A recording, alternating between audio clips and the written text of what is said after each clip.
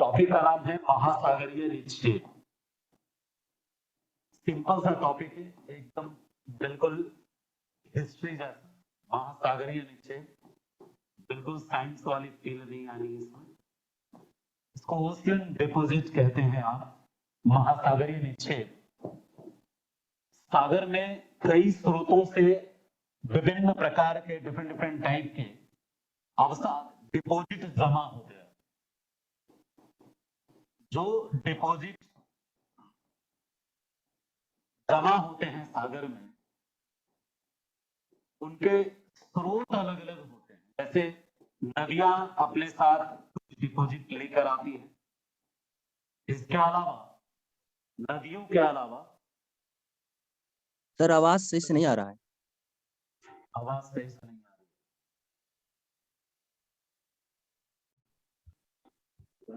रही। क्या किया जाए, तकनीकी समस्या से परेशान हो गया मैं जून से।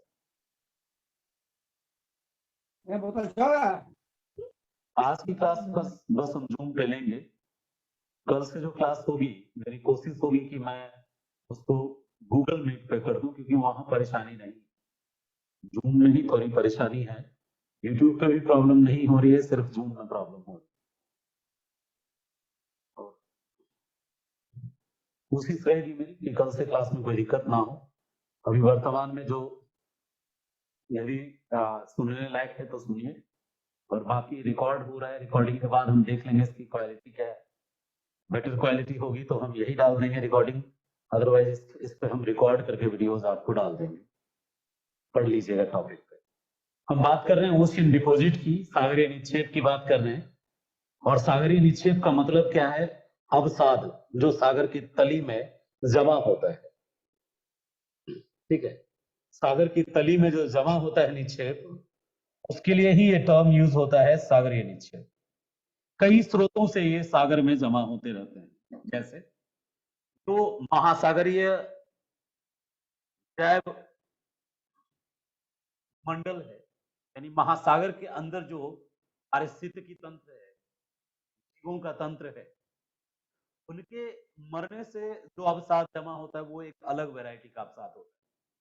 जैसे कोरल रीफ के डेड होने से, या फिर प्लैंक्टन्स जिसको प्लावक कहते हैं उनके डेड होने से, या फिर जो जलीय जीव हैं जैसे व्हेल है, और भी विभिन्न प्रकार की वैरायटी के large large shape and size के जीव हैं,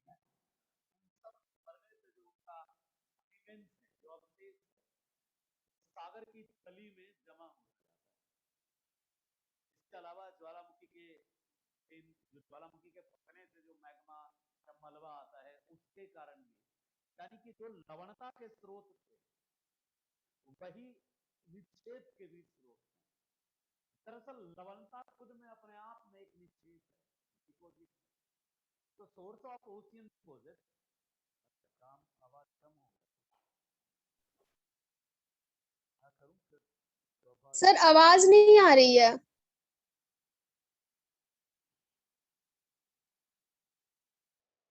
मिनट का समय दीजिए मुझे, मैं इसको सॉल्व कर लेता हूँ। कल भी यही हो गया था, आज भी यही हो रहा है। आवाज आवाज आवाज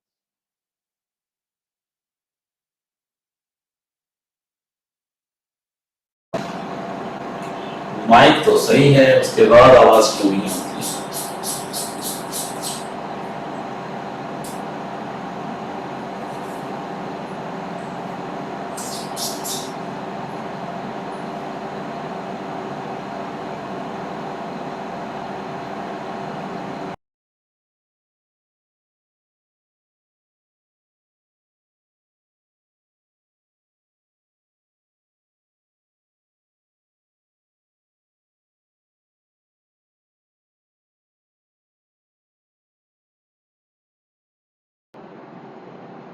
अब आ रही है क्या आवाज proper? Hello, yes sir. I think अब सही हो गया ना? Thank you so much. समस्या थोड़ा माइक में ही है, आई थिंक, मुझे ऐसा लगता है।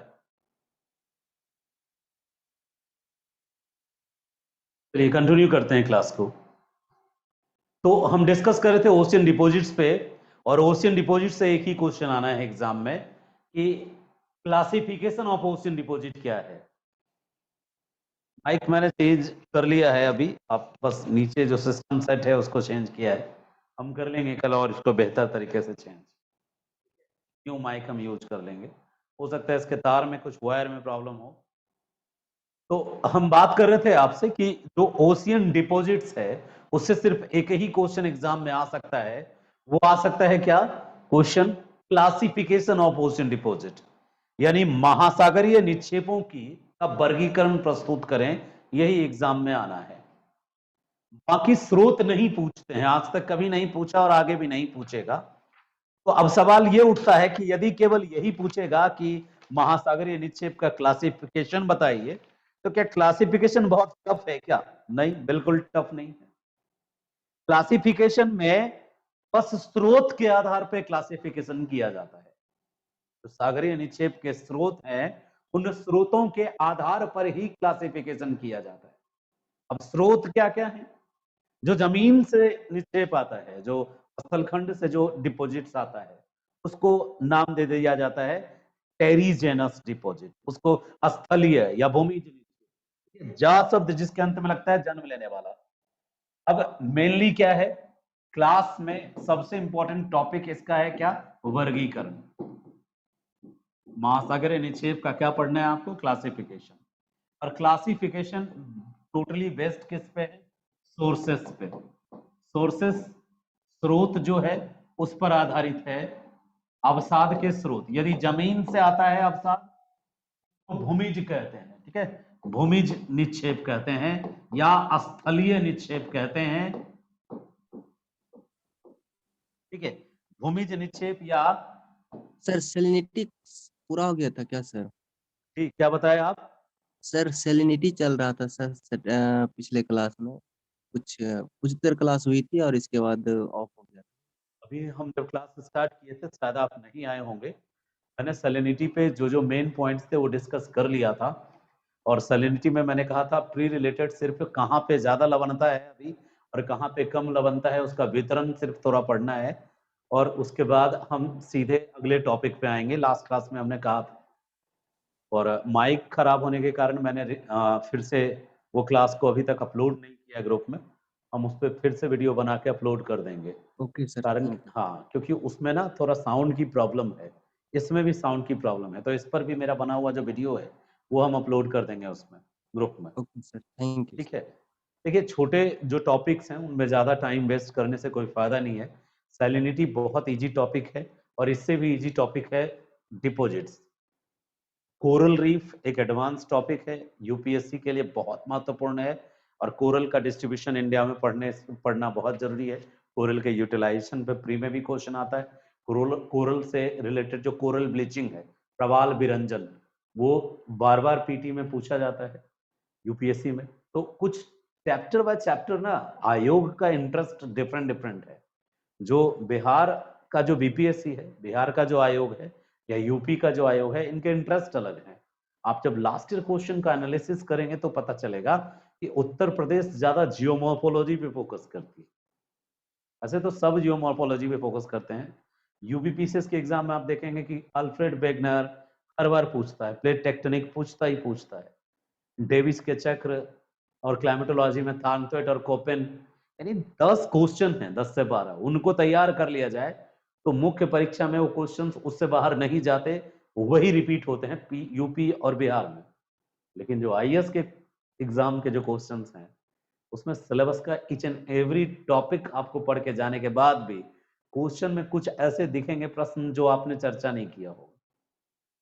कारण क्या है कि यूपीएससी जो है लेटेस्ट में जो घटना घटी है ज्योग्राफी से रिलेटेड, उसके आधार पे अप टू डेट करके क्वेश्चन बनाती है। तो कभी कभी टेक्निकल टर्मिनोलॉजी ऐसे यूज करती है कि समझ में नहीं आता बच्चों को, क्वेश्चन होता वही है पुराना वाला, यानी घुमा के पूछती है। बिहार सीधा सपाट क्वेश्चन पूछता है। बीपीएससी का क्वेश्चन बैंक मैं लाया हूं ज्योग्राफी का और आपको एक बार डिस्कस करूंगा उस पर। सीधा सपाट क्वेश्चन पूछता है, कोई एकदम अंतर नहीं। जो आप ग्रेजुएशन में जैसा क्वेश्चन देखते हैं, ये सीधा पूछेगी महासागरीय लवणता से क्या तात्पर्य है और लवणता को नियंत्रित करने वाले कारकों का विवरण दे, सीधा क्वेश्चन। महासागरीय निक्षेप से क्या पूछेगी? एक ही क्वेश्चन पूछेगी, महासागरीय निक्षेप का वर्गीकरण प्रस्तुत करें। आप पिछले साल का क्वेश्चन यदि आपके पास अवेलेबल है तो उलट के देख लीजिएगा। महासागरीय निक्षेप दो लोगों का बड़ा योगदान है, दो ज्योग्राफर हैं। एक का नाम है मर्रे, ज्योग्राफर है मर्रे, इनके नाम पे रिवर भी, एक मर्रे डार्लिंग जो रिवर है, वह वो दोनों में थोड़ा अंतर है। मर्रे रिवर और डार्लिंग रिवर अलग है वो, ठीक है। मर्रे डार्लिंग वो ऑस्ट्रेलिया में है, उनसे मिलता जुलता नाम है इनका। इनके नाम पे नदी का नाम नहीं है, नदी के नाम पे इनका नाम हो या ना हो ये मुझे कंफर्म नहीं है। ज्योग्राफर हैं, एक उनका नाम है मर्रे और एक ज्योग्राफर है उनका नाम है रेनाल्ड। तो मर्रे और रेनाल्ड ने सबसे ज्यादा काम किया है। सबसे ज्यादा काम करने वाले ज्योग्राफर का नाम क्या है? मर्रे और रेनाल्ड। जो भी क्लासिफिकेशन हम देखते हैं ओशियन डिपॉजिट से रिलेटेड, वो सारे क्लासिफिकेशन जो है, जो यूनिवर्सल है, जिनको सबने माना है कि ये करेक्ट क्लासिफिकेशन है, तो सब के सब इन्हीं का दिया हुआ क्लासिफिकेशन है, मर्रे और रेनाल्ड का। हर एक से रिलेटेड कोई ना कोई ज्योग्राफर है, फेमस ज्योग्राफर। जैसे मैंने लवणता में आपको एक नाम बताया था, जोली का एक नाम बताया था मैंने। जोली के अलावा डिटमार का नाम बताया था, उन्होंने लवणता पे काम किया है। जोली ने, डिटमार ने, ये सारे ज्योग्राफर हैं जिन्होंने सैलिनिटी रिलेटेड जो भी रिसर्च। जब हम सर आवाज फिर कम हो गया। चाहते हैं मैं सुनाई दे रहा कुछ।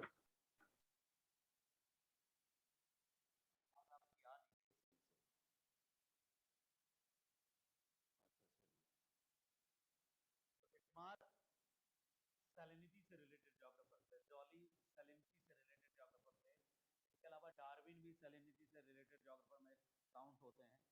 लेकिन जब हम बात करते हैं निक्षेप की, डिपॉजिट्स की, डिपॉजिट्स में दो ज्योग्राफर के नाम ज्यादा पॉपुलर हैं। एक का नाम है मर्रे, एक का नाम है रेनाल्ड।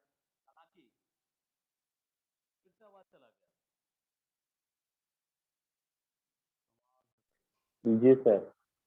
नई बैटरी इसमें लगवा दी है, उसके बाद ऊपर नहीं कर रहा है ये।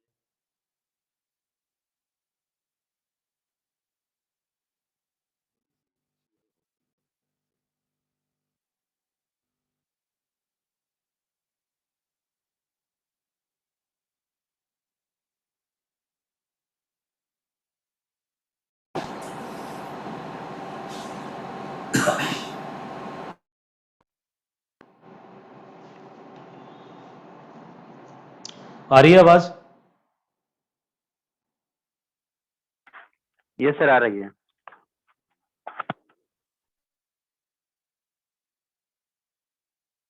जूम के दिन लद गए, अब जूम मैं यूज नहीं करूंगा। बस इस मंथ का पेमेंट किया है जूम पे, इसलिए करना पड़ रहा है।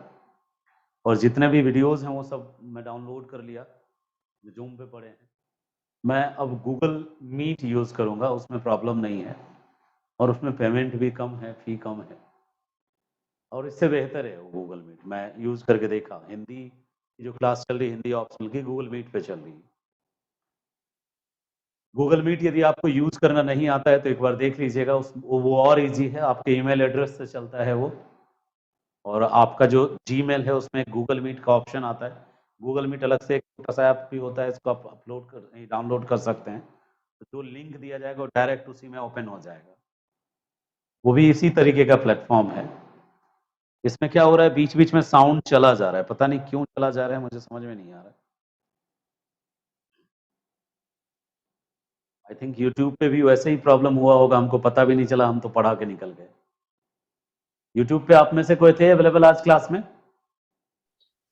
सर यूट्यूब में कोई दिक्कत नहीं हुई थी। यूट्यूब में कोई प्रॉब्लम नहीं हुई? No sir. पता नहीं जूम को ही दुश्मनी है। चलिए कंटिन्यू करते हैं क्लास को। एक बार और यदि समस्या हो जाएगी तो मैं क्लास ऑफ करके फिर दूसरी बार क्लास को रिकॉर्डिंग कर करके ही भेजूंगा आपको। और जो लोग नहीं जुड़े हैं सब हमसे बात कर लीजिएगा, हम जोड़ देंगे आपसे बात करके आपकी सुविधा के अनुसार। जो टेलीग्राम ग्रुप है उसमें recorded videos chapter by chapter 2-3 हम जो भी है अवेलेबल डालते चले जाएंगे, ताकि सारा चैप्टर एक साथ जमा हो जाए, अब बाद में भी उसको रिवाइज कर सकें।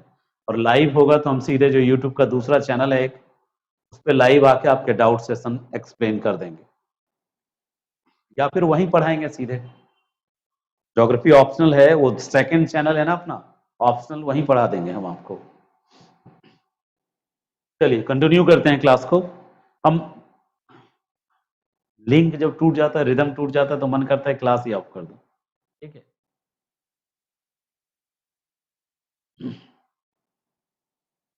आप लोग अभी आ रही है साउंड? मैं इधर मुड़ता हूं फिर साउंड गायब हो जाता है, पता नहीं क्यों। प्रॉब्लम खत्म।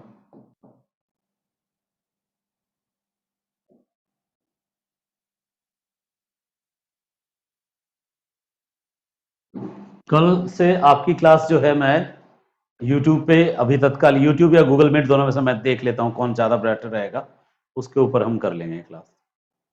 YouTube में भी सिस्टम है प्राइवेट लिंक भेजने का, प्राइवेट तरीके से चलाने का, सारा सिस्टम अवेलेबल है, बट हमने प्रीफर किया था कि जो पर्सनली कन्वर्सेशन हो, बच्चों से कन्वर्सेशन हो सके, इसके लिए ही जूम में। और कन्वर्सेशन बहुत मिनिमम करते हैं बच्चे, बहुत कम क्वेश्चंस आता है, इसलिए इसको हमने प्लान किया कि गूगल मीट या क्या करूं, कंफ्यूज हो गया अभी,